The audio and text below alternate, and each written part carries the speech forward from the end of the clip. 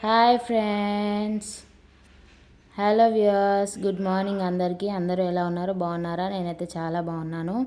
ఇంకా వీడియో అయితే కంటిన్యూ అవుతుంది, చూసేయండి. సో చూడండి, పొద్దున్నే వెదర్ అయితే ఎంత కూల్గా ఉందో. ఇవాళ అయితే ఫుల్ వర్షం అనుకోండి. పడుతుంది తగ్గుతుంది, పడుతుంది తగ్గుతుంది, అస్సలు ఆగడం అయితే ఆగట్లేదు. ఇప్పటికీ లైట్గా పడుతుంది, మీకు కనిపిస్తుందో లేదో. సో నెక్స్ట్ టిఫిన్ కోసం వచ్చేసి అయితే ఉగ్గాని ప్రిపేర్ చేసిన.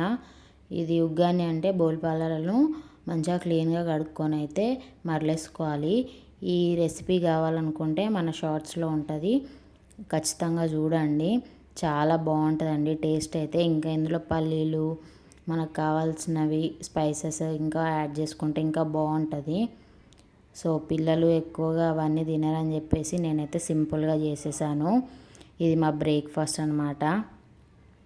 సో నెక్స్ట్ ఆ బ్రేక్ఫాస్ట్ కాగానే అవైతే వేసుకొని వెళ్ళాను. తర్వాత మా బాబు చూడండి మంచిగా నిమ్మలంగా కూర్చొని అయితే కొంచెంగా తింటుండు. ఈ మధ్య సరిగ్గా తినట్లేదు అసలుకే. సో తర్వాత టీ పెట్టేసా, అది కూడా తాగేసినాము.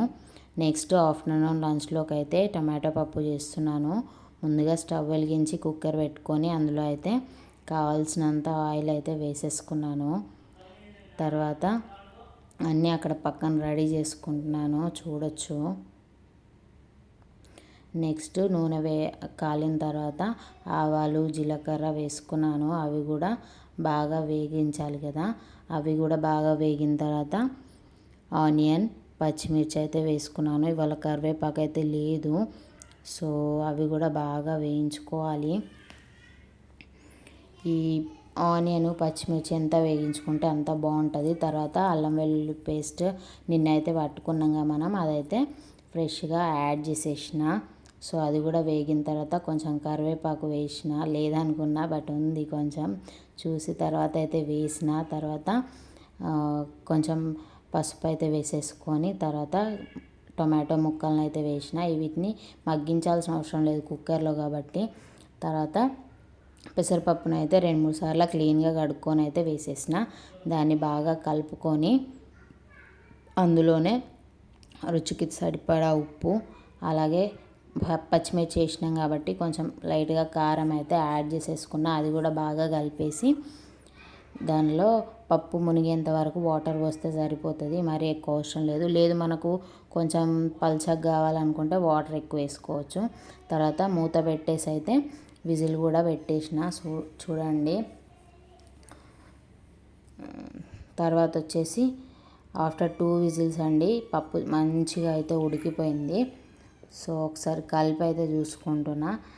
తర్వాత కొంచెం లాస్ట్కు ధనియా పౌడర్ అంటే మసాలా అయితే వేసి బాగా కలుపుకొని పప్పు అయితే పక్కన పెట్టుకున్న. పప్పు అయితే రెడీ అయిపోయింది. తర్వాత మా లంచ్ కూడా అయిపోయింది.